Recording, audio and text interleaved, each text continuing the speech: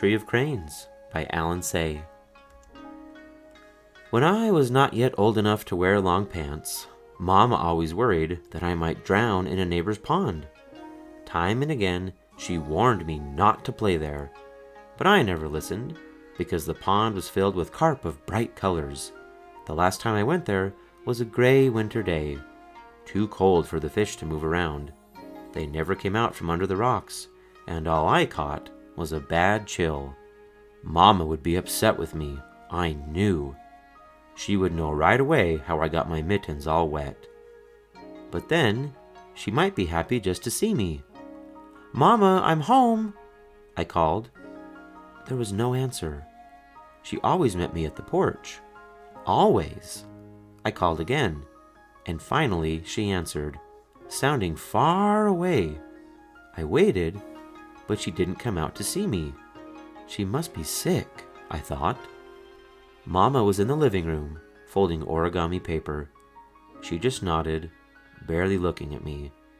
But there were 2 slices of my favorite tea cake waiting for me. That made me feel better.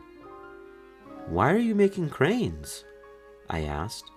"Because I want to make a big wish," she said, without looking up. "You're going to fold 1,000 cranes to make your wish come true? Maybe even 2,000. She reached out and touched my face with her cool hand. "Why, you're hot all over." Mama frowned and gave me a silent stare. I hung my head and said nothing. She knew. Anytime Mama thought I had a cold, it was time for a hot bath. 10 whole minutes and not 1 second less, she told me. She was upset. She didn't even rinse my back. Her slippers went shuffling all the way down the hallway. Then a door closed shut. She wasn't coming back to keep me company. I'd better say I'm sorry, I thought to myself. But before I could apologize, Mama put me in my night clothes. "I don't want to go to bed." "You need to stay nice and warm." "All afternoon?" "All afternoon." "Will you read me stories?" "No stories, but I'll make you hot lunch." I knew what that meant. Rice gruel. Only sick people ate rice gruel. And that's what I had, with a sour plum and yellow radishes, eating all alone and drinking hot tea in Papa's big cup.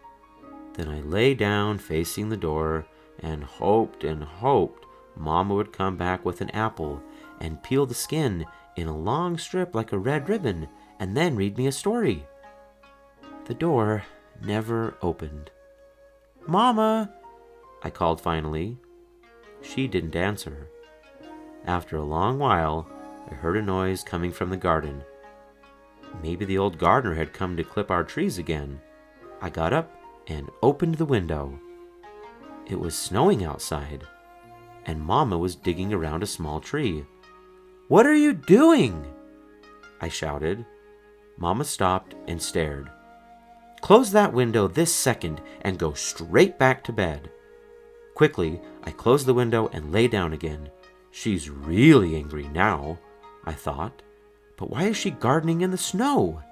Is she digging a hole because she's angry with me? I didn't know what to think. I was nearly asleep when Mama came in. She was carrying a tree in a blue pot. It was the little pine Mama and Papa had planted when I was born, so I would live a long life like the tree. "What are you doing with my tree?" I asked. "You'll see," she said, setting down the pot. "Do you know what today is?" 7 days before the New Year's Day." "That's right," she said, and smiled. Then she fetched the silver cranes and some sewing things from the living room. Finally, Mama sat down. She put a thread through one of the cranes and hung it from the tree. "I've been acting strangely all day," she said.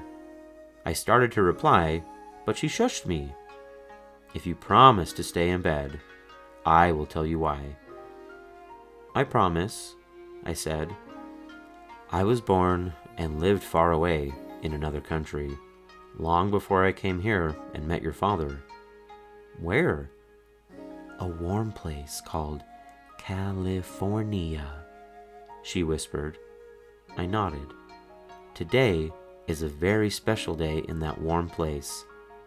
If you happened to be there now, you would see trees like this everywhere, all decorated with winking lights and small globes of silver and gold. And under each tree, there are boxes of presents people give to friends and loved ones.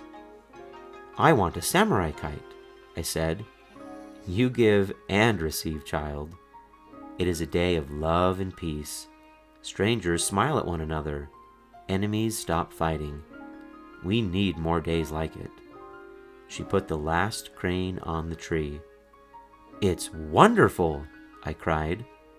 It's not finished, she said, and she brought some candles from the kitchen and tied them to the branches. Are you going to burn my tree? I asked. Mama laughed. Just the candles, and only for a short while. We'll replant your tree tomorrow. I want to light them. May I? May I? Do it quickly then. Mama let me strike the matches, and when all the candles were lit, she fell silent. She was remembering. She was seeing another tree in a faraway place where she had been small, like me. Mama held me in her lap. The cranes turned slowly, flashing candlelight. There couldn't be a more beautiful tree than mine, I thought, not even in the place where Mama was born.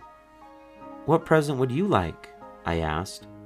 Only peace and quiet, Mama said.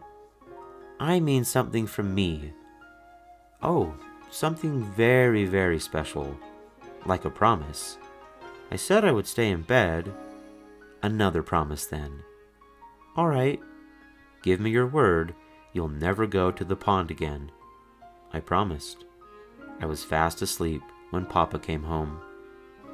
Next morning, I jumped out of bed because a fierce warrior was staring at me.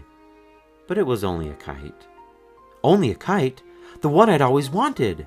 Then I saw the tree behind it. My tree! Suddenly, I remembered last night and all that Mama had told me. Thank you, Mama. Thank you, Papa. I ran outside with my present. Outside, everything was covered with snow. There'll be another day, Mama said. A fine windy day with no snow.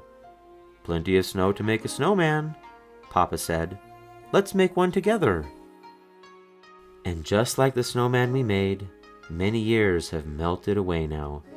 But I will always remember that day of peace and quiet. It was my first Christmas.